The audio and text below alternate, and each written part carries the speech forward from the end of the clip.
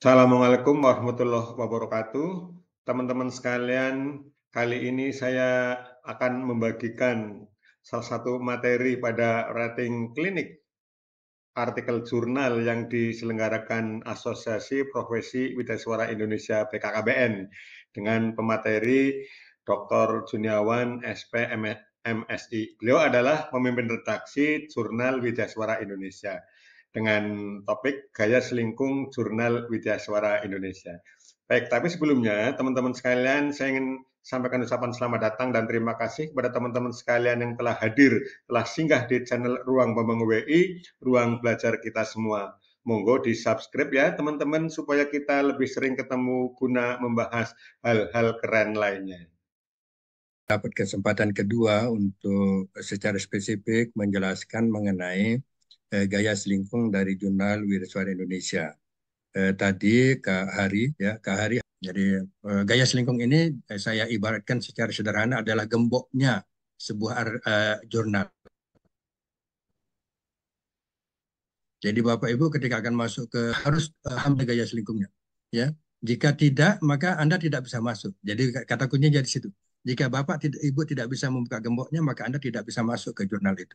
Nah, oleh karena itu jika Bapak Ibu sudah masuk misalnya langganan ke jurnal KB misalnya, gaya selingkungnya Bapak Ibu sudah hafal, maka itu bisa langsung terus menerus di situ, ya. Begitu juga kalau misalnya masuk ke jurnal JWI, gaya selingkungnya sudah hafal, template-nya sudah punya, ya sudah, ya bisa langsung terus aja di situ daripada pindah-pindah ke lain jurnal dengan gaya selingkung yang berbeda-beda. Ya, ini sangat membantu teman-teman yang senantiasa punya menyampaikan track record kami, ya. Jadi kalau tadi Pak Kak Hari menyebutkan track record jurnal harus diketahui. Jadi ini teman-teman sekalian bisa lihat kami sudah menerbitkan puluhan artikel, ya.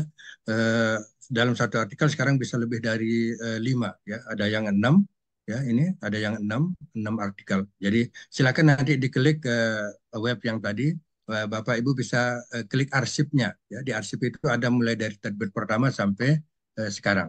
Tadi Kak Hari juga mengatakan bahwa di situ ada secara online tertulis, teman-teman. Jika nanti teman-teman apa namanya mengirim artikel, itu bisa ada langsung komunikasi di situ. Jadi secara online terbuka sehingga pihak akreditasi akan tahu track record dari sebuah jurnal. Apakah ini apa namanya terjadi OJS atau tidak, itu terekam di sana. Ini artikel hebat, artikel luar biasa, itu tidak bisa mengatakan begitu, ya. Nanti sudah ada langsung yang menilai. Nah, teman-teman sekalian, gaya selingkung itu adalah suatu format penulisan untuk menyusun dan mengkomunikasikan penelitian kepada pembaca. Jadi yang harus kita pahami bahwa artikel itu adalah sarana kita berkomunikasi antara penulis dengan pembaca, ya. Nah, ini komunikasi bersifat abadi, teman-teman. Ya, satu ketika sekarang kita tulisan, kita terbit hari ini, kemudian besok meninggal misalnya. Nah, orang tetap membaca tulisan kita. Jadi seolah-olah kita tetap hidup gitu, ya. Dengan menulis kita tetap hidup. Jadi umur kita itu tidak lagi 60 tahun, 70 tahun, 80 tahun, tapi bisa selamanya. Nah, ini hebatnya. Jadi teman-teman monggo seperti saran Pak Hari tadi, mari kita untuk terus menulis, ya, karena menulis akan membawa kita kepada keabadian, ya. Itu. Kemudian cakupan. Cakupannya adalah itu ada struktur artikel, nanti akan saya tampilkan secara utuh. Kemudian ada pengutipannya, bagaimana metodenya, bagaimana mengutip referensinya, kemudian bagaimana tabel, menggunakan tabel. Tabel itu ada yang judulnya di atas, ada judulnya di bawah, ada tabel terbuka, ada tabel tertutup, monggo, ya, silakan mengikuti bagaimana maunya jurnal yang bersangkutan. Kebiasaan kita mengetik berpanjang lebar WA dan seterusnya atau di Facebook itu berdampak pada kebiasaan kita menulis, ya. Sehingga saya berharap teman-teman yang biasa menulis panjang-panjang di WA atau di apa di Facebook itu silakan menggunakan bahasa yang biasa. Jadi jangan disingkat-singkat. Karena itu terbawa nanti ketika Bapak Ibu menulis di artikel, itu terbawa di draft artikelnya, ya. Itu ketemu, ya. Jadi teman-teman silakan untuk membiasakan diri menulis dengan bahasa yang bagus, ya, menggunakan bahasa yang baku. Kemudian tujuannya, mengapa perlu ada gaya selingkung adalah untuk memastikan bahwa artikel yang disajikan itu jelas, ya, konsisten dan bisa dimengerti oleh pembaca.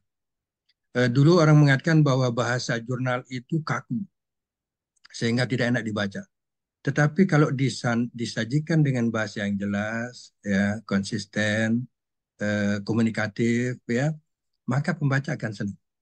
Apalagi kemudian itu sesuai dengan eh, materi yang diinginkan, itu bisa dibaca sampai habis. Ya, jadi teman-teman penulis harus memahami bahwa artikel yang kita sajikan kepada pembaca adalah wahana komunikasi kita dengan para pembaca, baik hari ini, besok, atau bahkan setelah kita mati. Ya. Nah, yang berikutnya adalah fungsinya. Konsistensi. Jadi gaya selingkuh itu akan menjamin sebuah artikel itu konsisten pada syarat-syarat sebuah kaidah yang ditetapkan oleh sebuah jurnal. Dia harus konsisten. Kalau tidak, maka dia akan ditolak. Ya, tidak akan masuk. Jadi kalau tadi begitu submit masuk ke editor akan mengembalikan kepada autornya kalau belum sesuai dengan template, ya. Kemudian juga sebagai standar kesesuaian harus betul-betul sesuai, misalnya penggunaan sintaksis, tata bahasanya kayak apa, ya, tata bahasa yang benar, ya, sesuai dengan kaidah bahasa Indonesia yang benar, ya. Jadi harus mengikuti itu. Kemudian yang berikutnya, bagaimana dia mengutip referensi, ya, apakah itu bentuknya jurnal, buku, kemudian pustaka online dan lain sebagainya, itu ada semua di template. Kemudian dia menjadi sebuah wahana komunikasi yang efektif antara penulis dengan pembaca, ya, yang teman-teman bisa memahami bahwa jurnal itu bukan sesuatu yang mudah, ya, bukan sesuatu yang mudah, tapi siklusnya panjang. Teman-teman kan ada teman-teman yang kirim hari ini maunya terbit langsung gitu, ya. Seminggu 2 minggu maunya langsung terbit. Tadi Pak Hari mengatakan ada yang minta atau punya waktu yang singkat, ada yang kemudian sudah ditunggu berbulan-bulan tidak terbit. Nah, dengan manajemen itu tidak akan terjadi. Jadi ada tata kelola dalam sebuah jurnal yang harus ditaati, dipatuhi. Jadi siklusnya itu silakan ini bisa dicermati mulai dari penerbitannya, ya, ada substansi, gaya format, ada lembaganya. Kita punya editorial dari lembaga ke lembaga ini, nanti ada penanggung jawab, ya, ada editor, ada reviewer dan sebagainya. Ya, itu jadi berproses teman-teman sekalian, tidak sulit tetapi tidak juga gampangan, ya. Jadi ada proses yang harus dipenuhi.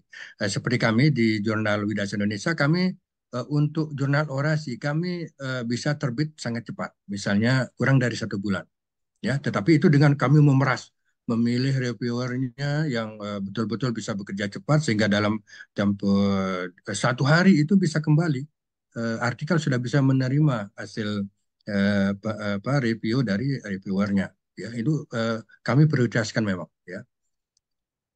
Nah, teman-teman sekalian, ini penuntunnya. Jadi jika tidak sampai pada seluruh materi karena 20 menit, maka nanti bisa materi ini bisa diminta di panitia, ya.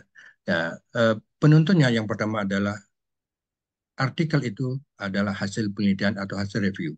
Silakan, ya.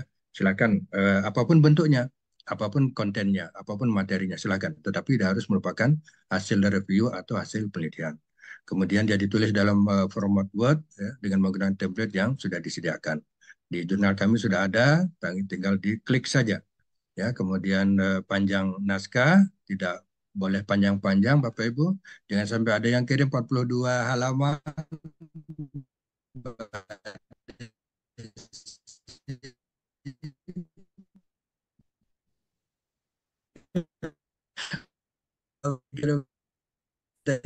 Pusing itu, pusing yang mana ya, gitu, ya. Jadi cukup saja satu tujuan metodologinya, kemudian bagaimana hasilnya. Jadi panjang ya, bisa marginnya seperti ini. Nanti bisa mengikuti plagiarisme agak ketat, Mbak Desi. Kami di bawah 20 atau sama dengan 20%, ya, agak berat ya mungkin itu. Tapi ini tujuan kami adalah untuk meningkatkan kualitas dari teman-teman bidah suara. Fokus dan skop kami adalah tiga hal. Pertama adalah diklat atau kepelatihan, kemudian kurikulumnya, kemudian pembelajarannya. Ya, kemudian setelah itu dari tiga itu kita membaginya. Ini Pak Lukman dari Dikti tempoh hari pernah tanya, kok banyak sekali Pak? Iya, jawaban saya adalah karena Widya Suara ini dari berbagai kementerian lembaga dengan begitu banyak disiplin ilmu. Apalagi teman-teman di WI Kemendikbud ya, itu banyak sekali ya jenis disiplinnya. Oleh karena itu kami mau tidak mau sebagai jurnal Widya Suara harus mengakomodir semua kepentingan teman-teman di setiap kementerian lembaga daerah. Nah, ini untuk BKKBN silakan selain ke jurnal apa namanya, maaf, ke jurnal tadi jurnal kependudukan bisa juga di kami ya, karena kami menyiapkan materi apa namanya, konten untuk kesehatan dan kependudukan kemasyarakatan. Jadi teman-teman bisa masuk juga.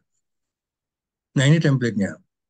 Ya, template-nya seperti ini wajahnya. Nanti saya akan ini ya teman-teman sekalian, secara detail seperti ini ya. Seperti ini wajah dari template kita. Teman-teman sekali lagi ini hyperlink. Nanti juga kalau misalnya tidak muncul di materi bisa apa WA ke saya atau ke panitia. Nanti saya kirimkan supaya bisa masuk. Ya, ini jadi judulnya seperti ini, maksimum 15 kata, tidak boleh lebih dari itu. Ya, kemudian kalau tadi di chatroom ada yang bertanya 4 penulis, kalau harapan saya jangan banyak-banyak lah. Ya, mungkin dua, usahakan dua saja penulisnya ya, karena atau maksimum tiga ya. Ini. Kemudian seperti ini abstraknya. Abstrak itu juga pendek saja, antara 200 sampai 250 kata. Ada 4 isi abstrak, Bapak Ibu sekalian. Yang pertama adalah masalah yang dikaji, ya. Jangan panjang-panjang. Masalah yang dikaji apa? Misalnya mengenai stunting, misalnya ya. Masalah hubungan atau korelasi antara stunting dengan status ibu rumah tangga, misalnya. Apakah dia bekerja atau tidak bekerja. Tujuan penelitiannya untuk mengetahui apakah perbedaan antara ibu yang bekerja dengan yang tidak bekerja, apakah itu menjadi apa namanya pemicu terjadinya stunting misalnya. Bagaimana metodologinya misalnya? Apakah metodologi apakah survei atau apa menyebar kuesioner dan seterusnya.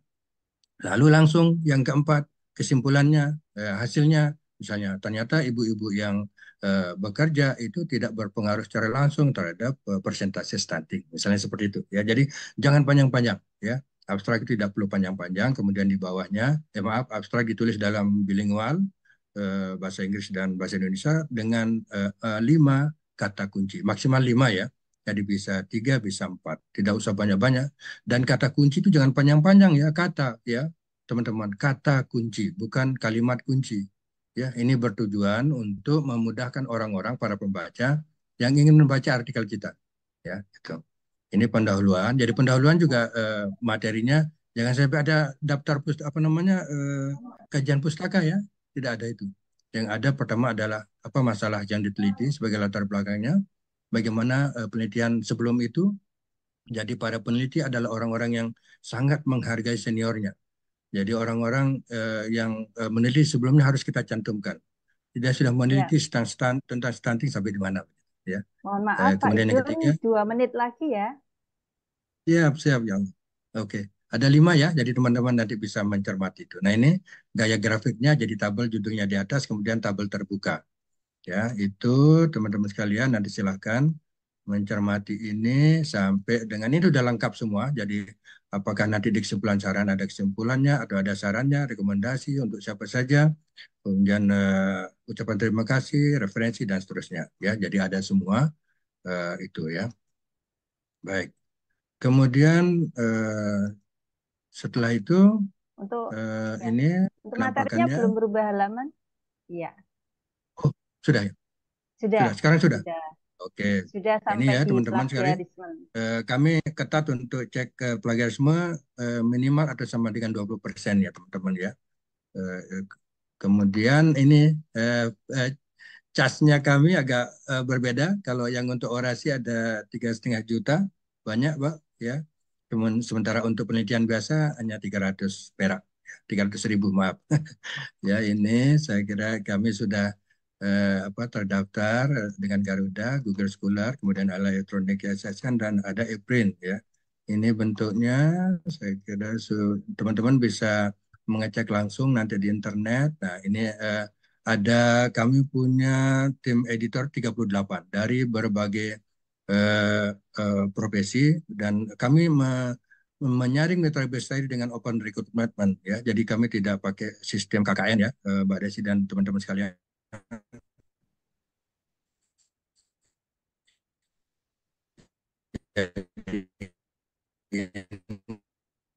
Ini